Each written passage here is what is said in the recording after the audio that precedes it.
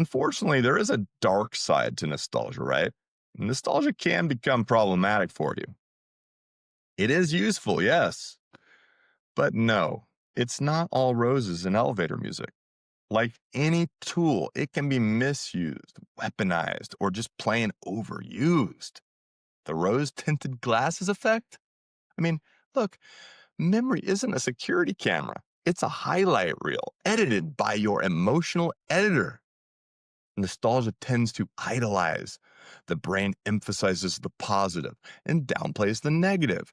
That one girl who treated you like crap, you just kept remembering all the good times.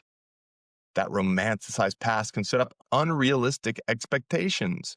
Your high school sweetheart wasn't perfect.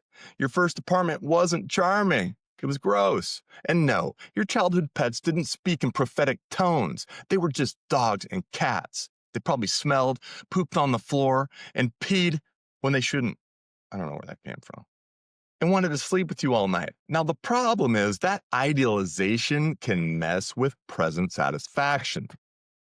If the past looks like a better life highlight reel and the present looks like raw footage, right? And we're on the B roll up in this piece, you start grading reality poorly.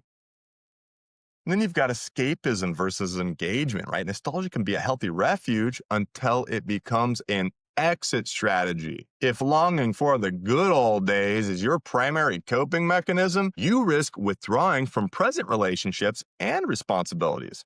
And that's a problem, my guys. Come on.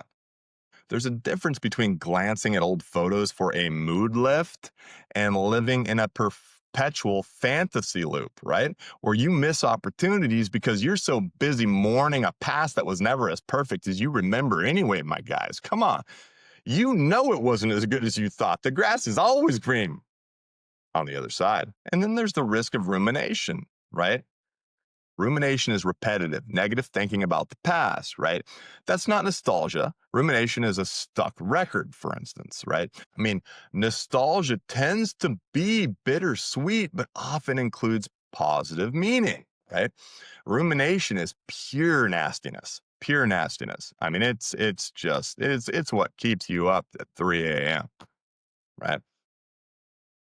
If your past replaying includes guilt, regret, or shame on loop, I mean, it can feed depression and anxiety rather than soothe them. So you need to use nostalgia, baby, but don't let it use you. You know what I'm talking about.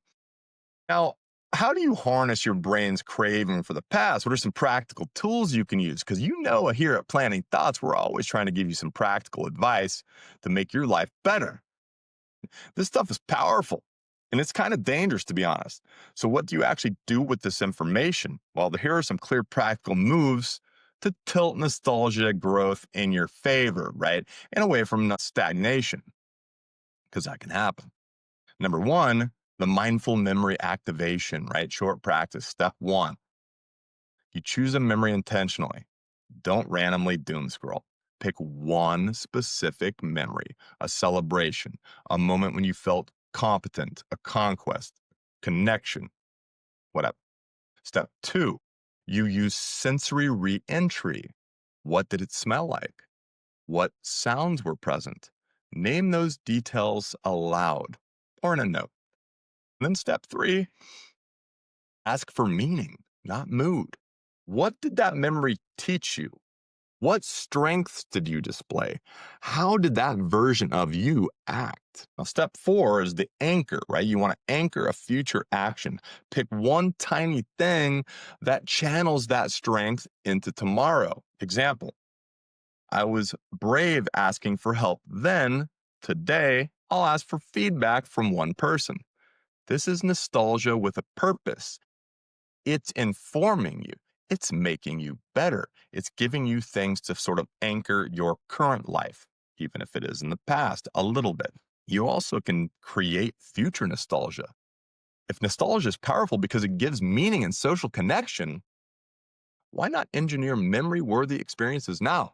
In other words, be deliberate about making future you grateful. Live in the moment, my guys. Nostalgia is beautiful when you're living now. That way you can remember those beautiful times later, baby.